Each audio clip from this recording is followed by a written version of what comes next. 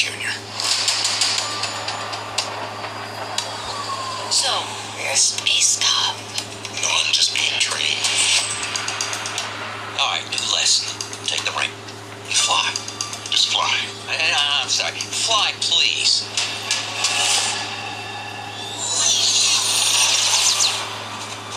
What's that? You're the backup quarterback. For now.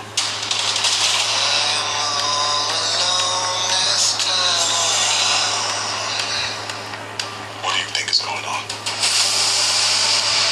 It's no accident we're here. These victims are gonna end up being alien. Based on what? I have a feeling. He has a feeling. I think this is more than just a feeling. This is a threat no one's ever seen before.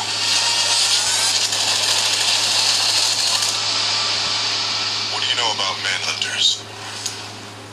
Where'd you hear that word? Manhunters are the most dangerous beings to ever exist in the galaxy. Guys, welcome back to the channel, and I hope you guys are having a great evening. So we got to talk about it. Lanterns. We got episode 1 last night, and it's coming in with great reviews. The audiences are loving it. The scores, the Rotten Tomato score, I believe it's around 90%. Let's take a look at it. Guys, it's at 94%. So it's doing fantastic. Now, this is James Gunn, DC Universe. And as many of us know, there's been unwarranted, I believe, backlash on the James Gunn DCU. Now, mostly all, as far as I can tell, mostly all the James Gunn productions have been good to excellent to fair to good, right? So they're trying to make it sound like James Gunn is failing or bombing. I don't see it at all. And I think Green Lantern is, or rather Lanterns, is pretty much going to tell the tale just how good James Gunn's DCU is. Now, let's just take a trip down memory lane and just take a look at things, right? So, we had Creatures Commandos done by James Gunn. That was excellent, right? Excellent, excellent. I can't wait for season 2. And then we had Superman, right? Everybody pretty much agreed Superman was good. We had then Supergirl, right? That Millie Alcock, as we just won the best actress in the superhero category, right? And I said that a lot of people believe Supergirl was a good movie. They're trying to say it failed. I don't know if I don't buy it. So then we got Clayface coming out, right? Clayface is coming out, and people are saying that looks fantastic as well, right? So James Gunn has pretty much hit a home run with everything he's done. And even if you want to try to say Supergirl's the worst, pulling them down, it's okay. Well, that would make him like what, one loss out of everything else, which again, I believe the whole Supergirl thing was more politically charged than anything, and so on. So anyway, let's get into Lanterns and what it's all about. So it is presented. Lanterns is presented as a type of true detective meets superhero genre, right? And for the most part, people are digging it, right? They're digging it. It was well acted. The story was great. It was a more so like a story with substance very flat, not like these superhero popcorn movies, weird things going on. And one of the complaints that people are getting is that they want to see the green, the superhero bubbles and auras and all those things, right? And what Lantern seems to be doing is kind of playing up the detective story and kind of putting a superhero world in the background, right? It's kind of similar to what you got with Game of Thrones. Like with Game of Thrones, although the White Walker world existed and the dragons existed, a lot of the success of the show was actually based on the acting done in rooms, right? And then, ever so many episodes, you would get the big budgets for the CGI dragons and White Walkers and so on. This is a recipe that has worked successfully with many shows, right? So it's being also compared to a few other shows that kind of take this, what would be this formula, right? You can see down here shows like The Watchmen, right? Watchmen had that very similar feel, although it was more so dealing with social issues at the time, racism, and superheroes were involved in it. The storytelling in both of these shows, very, very well done.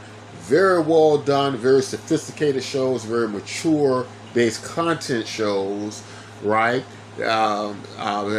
Definitely my area of how I like to see these shows done. But besides Watchmen, right, there's another show that went for 10 years, right? One of my favorite shows. And many of you all grew up watching it as well. You know it as Smallville, right? So what happened in Smallville? Smallville was supposed to be the story of Clark Kent in his early years in high school before he becomes Superman. So the whole idea of the show was no tights, no flights, meaning that Clark wasn't going to be flying and wearing the suit and all that stuff, right? And you get this little snippet, little preview of him in a great distance. And I think that's probably all CGI pretty much, right? And it's the suit is CGI. I don't think Tom Welling put the suit on.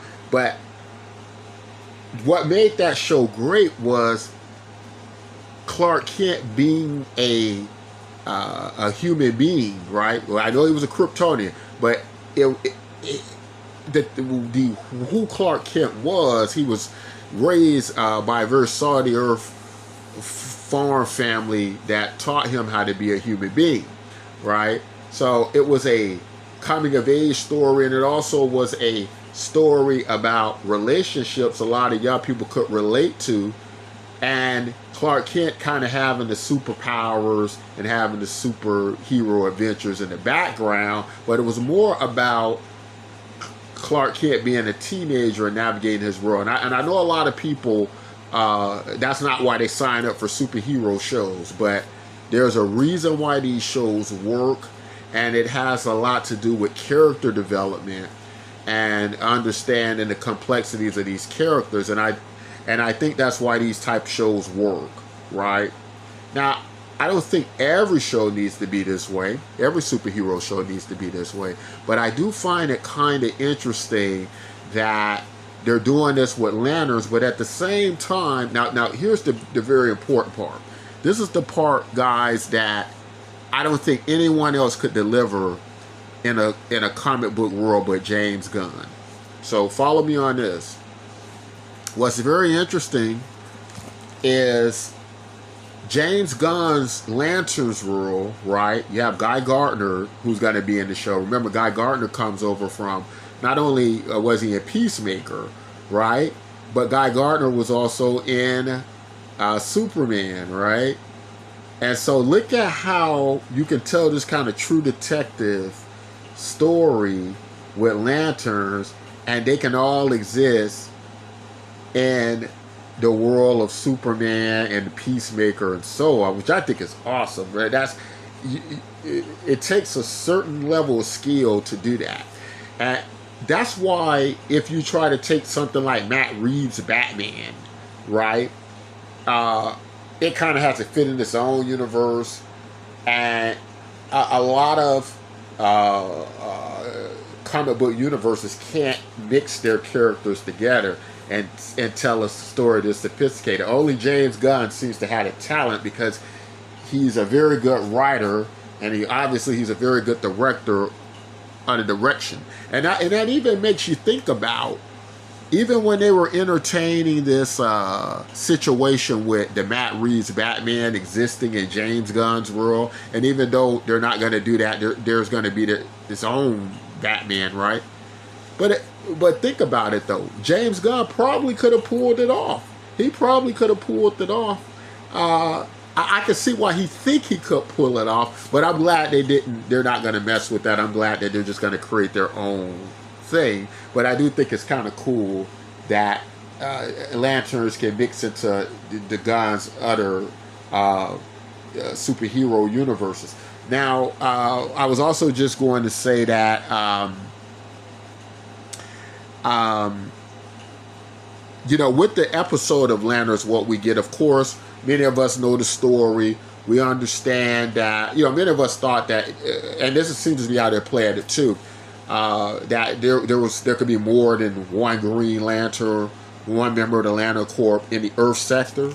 And what we get here is just like, it can only be one. And they got this kind of odd couple thing going on with Hal Jordan and John Stewart, right? And them playing off each other like that, it's excellent, right? It works very well. So I like, I like the way that story goes, even though a lot of people didn't want to see the story told this way. It is working out great. I like that competition between the two of them, and I like the idea of John Stewart being trained by Hal Jordan. I think the character of Hal Jordan is presented in a fantastic way. What I like is the way they've set this up. There is that little comedy and humor in there, but it's not overdone, right? It is, and the actor who's playing Hal Jordan, it just shows how good of an actor he is, because what I found in James Gunn productions, right?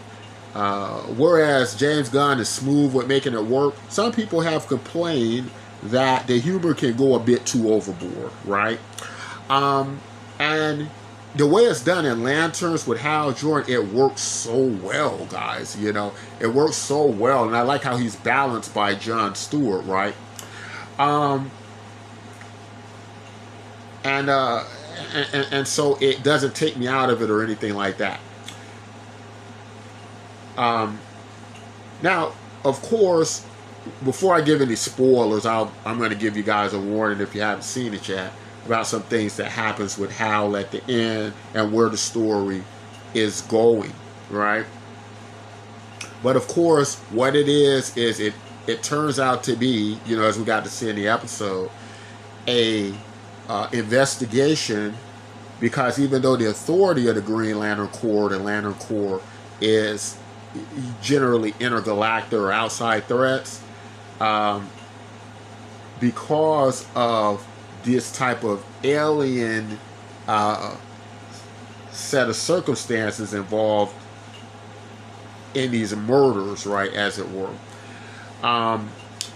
It now brings the Lantern Corps in, and that's why they're investigating and trying to get involved.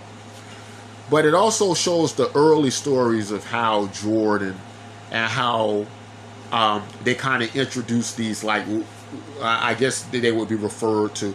I guess Hal Jordan could be referred to, I guess, as a metahuman at this point. Does the Ring change his physiology? Because it starts in 1996, and so this is very relative to the time that Superman gets introduced and known to the world, right?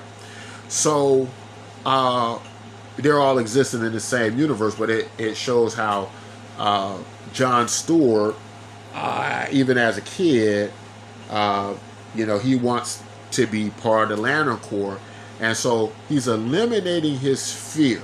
Now, this is one thing I want to correct about the episode that I hear a lot of people reviewing, and I hear a lot of people misunderstanding, and that is that the father wasn't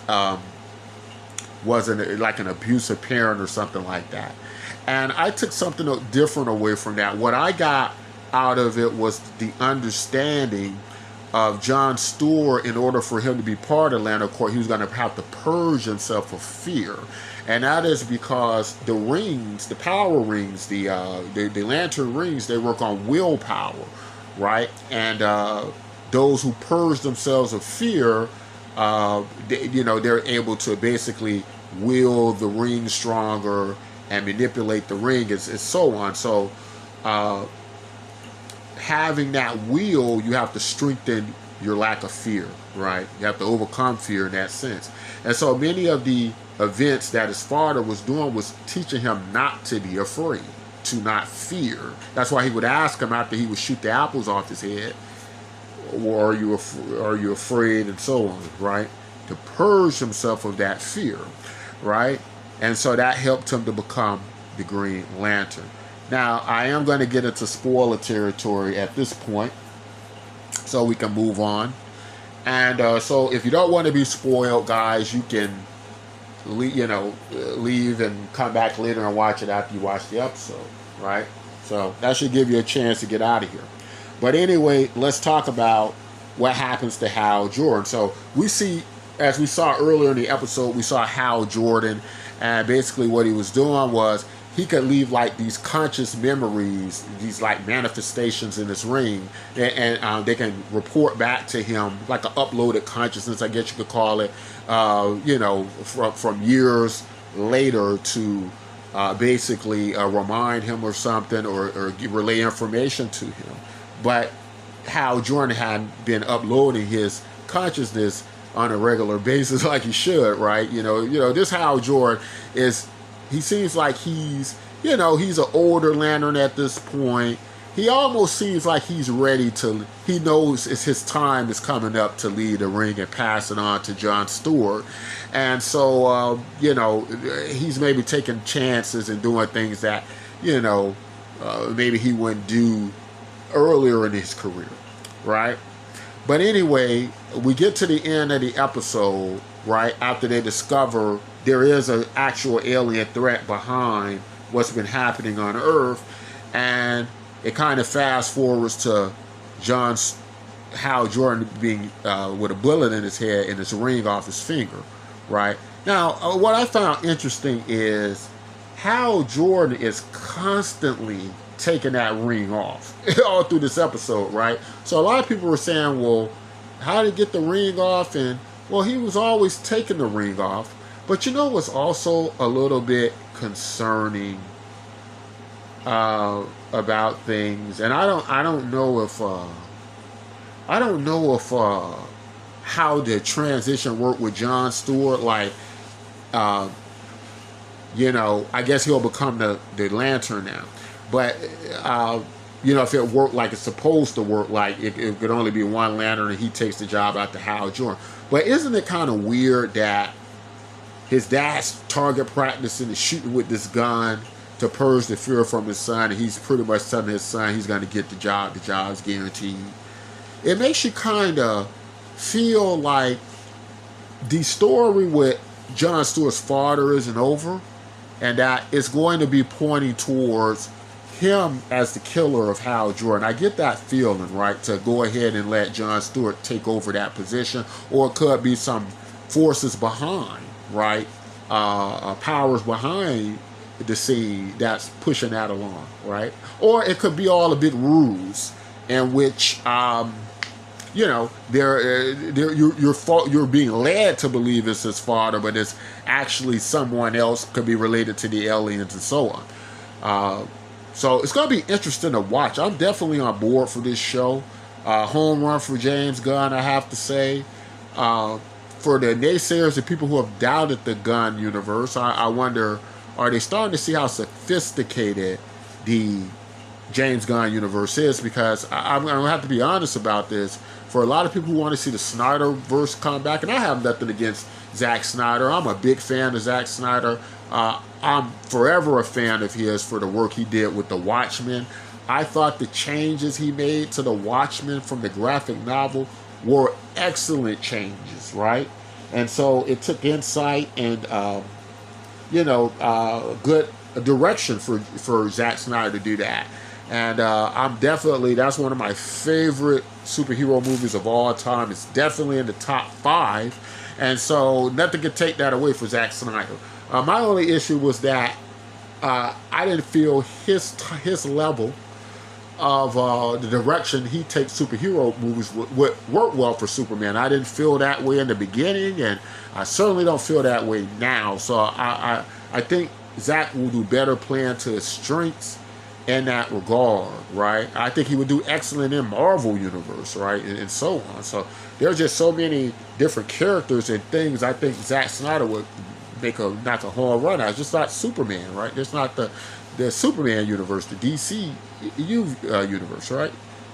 So, but that said, I was just saying that James Gunn is doing an excellent job with how he's putting this whole DCU together, I believe, right? And I don't believe anybody else could do that in this way but him. So, we got that. But besides just the Snyderverse, though, I think that's trying to well on the Gunn universe. We also still got these grifters out here, right?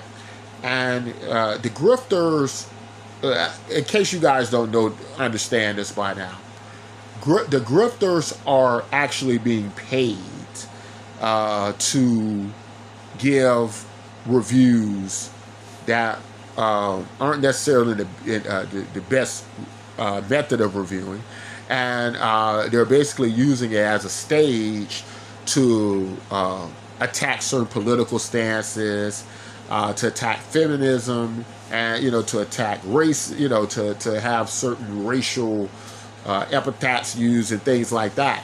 And the problem with all that, guys, is that it's just not going to be honest reviewer room for that, in the superhero world, I don't think. For example, right? Do you understand that now they're trying to say that this show, the Lantern Show, is a woke show?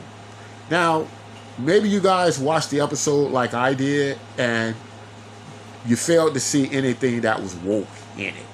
But they're trying to push that narrative.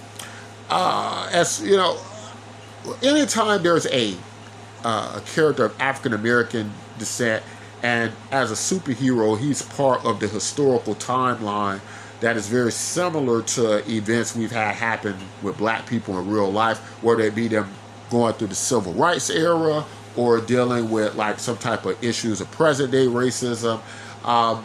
That is not necessarily so much about it being woke, but that would probably be certain natural environmental society circumstances to them being African American, right?